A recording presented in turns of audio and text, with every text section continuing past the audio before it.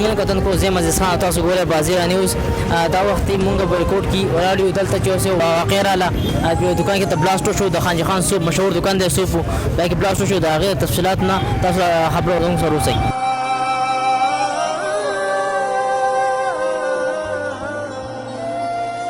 ما چې هغه طرف رااله ما دې چې وخت را ورسېدم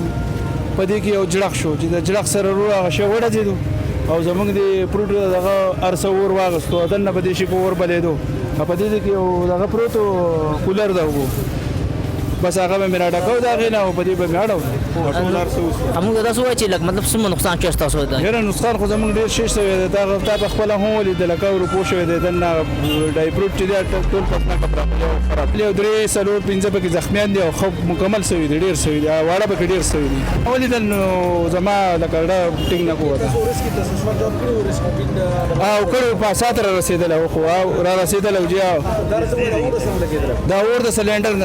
رسیدل دا وړوکې سلندر دوی دغه ته هغه په خوالي په یو درې کسان ول د هسپتال ته یوړل ډیر خراب ولا. اعوذ بالله من الشیطان الرجیم بسم الله الرحمن الرحیم. ډیر مننه خو تاسو د میډیا والا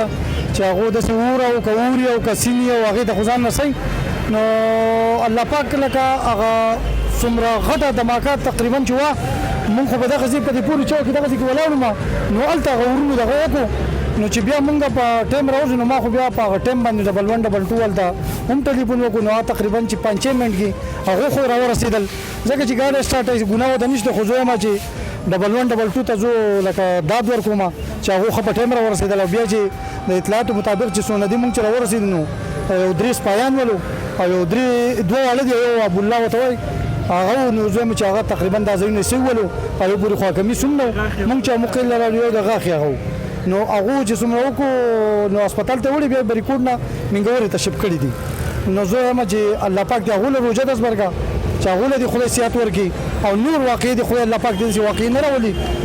غریبي دا یو خوا کرونا مرزونه دي او ډیر تاسو مننه چې تاسو هم د یو ټیم ترځي او د خلک خبروي او زمون خدا کوشش ته چې مونږه څومره زمون وسی مونږه ام پی ایس یا ام ان ایس بي یا ایس سی بي څومره چې سرکاري اعلی احکام دي چې مونږ ته دا خبر ورسو د دوه نسا مالی امداد وکي ان شاء الله زموږ کوشش دی. او شو د سپارټینګ تاسو کوم ځای وای زه په ټایم کې نوم په منډای کوم زه ما دارونه دلته کې ول د بچی می دلته کې ولا د چراله م بس اورې به مړ کړو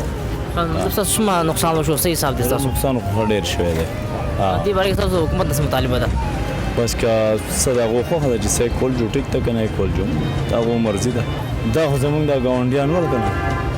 زمونږ د گاونډیان سو په ولو د سو په خو سلندر ردونه رزيدل دی لکه دو پخله به کو نه سو وتا زمون خو بشو نقصان تقریبا دغه 3.5 لک روپو نقصان به شوی 15 کوټي دنه غ بادام او وزن او د ارسه نقصان به شوی دی سلندر رزيدل او هغه په لاندې نه کوم د څنګه وړه زید پاوا شو او دغه دې روډ باندې راوړي دا هغه لمبي چې بره ټیلر دی هغه ټیلر هم سیزل دی تر پالونه زموږ ارسه کېلې پر کیلو ته ونی سو ګوره او دا ورونه چې ګمنه نه دی لاسه تر پالونه ته واړې د مونږ نه رخړې استقال هغه هم ټول ارسه برباد شي.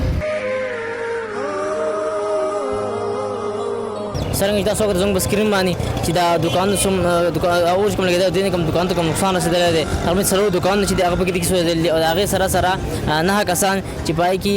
دوه راهګیر درې دکان کسان درې پولیس اهلکار ټریفیک والا او یو چې زنانه اپ کوم تشې زخمیان دی او سید هسپتال کې دي او هغه سره فوټ دکان چو ډرای فروټ دکان چو خاص سره کوم انعام جن سٹورو هغه سره د نقصان چې پورا کوم کسان چې هسپتال کې دي دا حالات ډېر تشویشناک دي خو موږ دعا کوو چې الله دې ول صحت ورکړي او کم کسان نقصان شوی حکومت دا سره پر توګه باندې مدد وکړي ما ځان لاره کې اجازه د الله پامان.